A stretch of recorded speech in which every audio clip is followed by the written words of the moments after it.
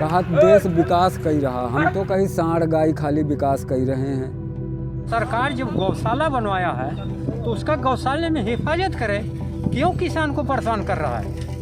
दिन रात बचाते रहते तब भी तो चढ़ जाता है। उत्तर प्रदेश का सबसे बड़ा मुद्दा आवारा गौवंश होगा। किसानों ने मन बना लिया है, सत्ता सरकार के लोगों को गांव में घुसने नहीं दिया जाएगा।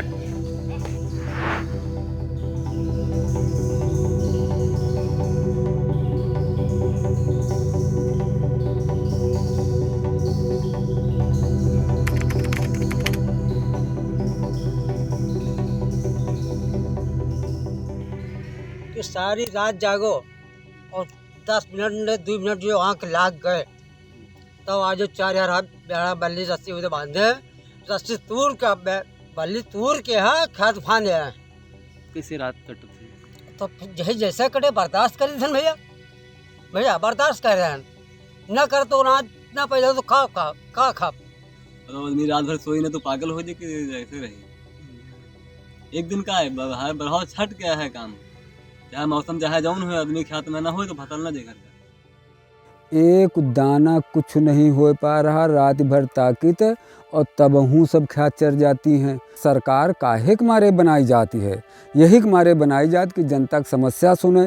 तो औरी सब चीज़न में खाली दुनिया के गाथा, लेकिन यह जो किसान का सबसे बड़ी समस्या है यह का कोई सुने वाला नहीं। हर तरफ से किसान को परमार, खाद में पैसा बढ़ा दी है, डीजल में पैसा बढ़ा दी है, और ऊपर तक गैवा सड़ौना छोड़वाए हैं अन्ना। अरे गौशाला बनवाओ कई लाख रुपया लगा कर, तो काहे नहीं प्रधानमंत्री पूछत कि गाय सांड अन्ना घूम रहे गौशाला में काहे नहीं बंद करत। वही का को है देखे वाला, 4 ठई बंद हैं और यहाँ घूम रहे 40 ठई हर गाँव में।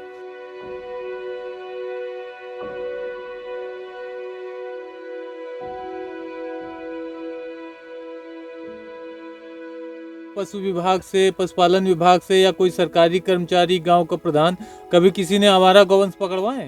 कोई नहीं पकड़ाया हुआ ना, कोई पूछा हुआ ना, कोई दिखाया, कोई आज तक का सपने को नहीं दिखाया हुआ है कि पकड़े के बाद छोड़ दो। भला पूछ ही ले कि का जानवर यहाँ परेशान करते हैं, कोई यहाँ नहीं आवा। एक जगह दद्दा जाते हैं तो एक जगह कोई और जाता है, दूसरे लोग जाते हैं, पड़ोसों वालों से कहते हैं हाँ आप देख लेना, फिर वहाँ से दौड़ के वहाँ जाते हैं, दिन भर दौड़ते ही रहते हैं।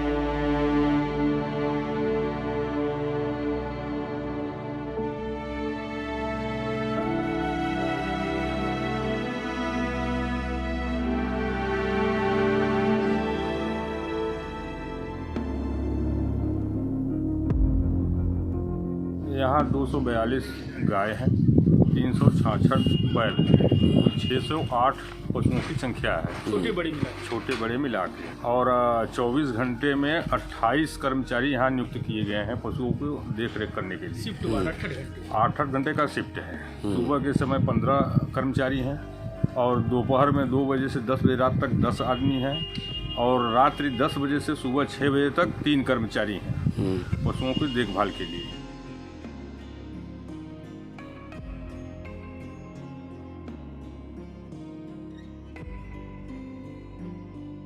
सरकार ने एक योजना शुरू की थी कि 900 रुपए देगी और आप गौशाला से गोवंश ले जाइए। उस योजना का कितना क्या असर हुआ? उसका बढ़िया प्रभाव पड़ा, अच्छा रहा, क्योंकि हम स्वयं देख रहे हैं गौशाला में यहाँ पर गाय पकड़ के आती थी सड़कों से और यहाँ से लोग ले जाते रहे लगातार। यहाँ बहुत अधिक संख्या में गाय पली है गाँव में, और यहाँ से लोग कर्मचारी देखने जाते हैं घरों पे, तो गाय व्यवस्थित वहाँ रह भी रही, कोई दिक्कत नहीं।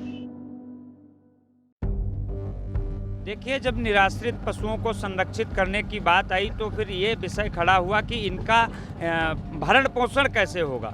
उस भरण पोषण को सुचारू रूप से चालू करने के लिए गौवंशों को 2 वक्त का चारा और पानी देने के लिए उत्तर प्रदेश की सरकार ने 2% शराब पर टैक्स बढ़ा दिया। 2% पैसा शराब पर बढ़ाया गया, और उस 2% पैसे को बढ़ाने के समय यह कहा गया कि इस 2% पैसे से किसानों के जो निराश्रित पशु फसलें नष्ट कर रहे हैं उनको संरक्षित करके इनको भरण पोषण दिया जाएगा। लेकिन नतीजा जीरो है। सारा का सारा पैसा सरकार के लोग और प्रशासन के लोग खा गए। किसान कल भी परेशान था, किसान आज भी परेशान है। 2017 में सरकार ने कदम उठाया, जितने स्लाइटर हाउस, कत्ल खाने, बूचड़ खाने थे उनको बंद कर दिया।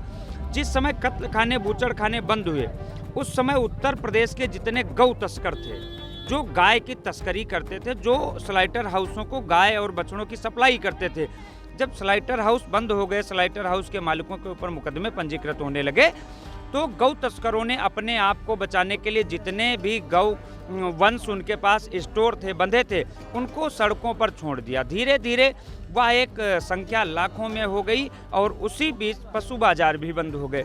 किसान अगर अपना जानवर बेचने के लिए कहीं जाना चाहता है, बेचना चाहता है, उसकी क्षमता नहीं रखने की है, तो फिर वो मजबूर होकर के किसानों ने भी उसमें 10% जानवर, 20% जानवर छोड़े हैं। जब हमारे अनाज का मंडी में लोग खरीद कर रहे हैं, दूध का खरीद कर रहे हैं, फूल का खरीद कर रहे हैं, फल का खरीद कर रहे हैं, तो हमारे जानवरों की भी खरीद होनी चाहिए। हम अपनी क्षमता भर को ही पाल पाएंगे।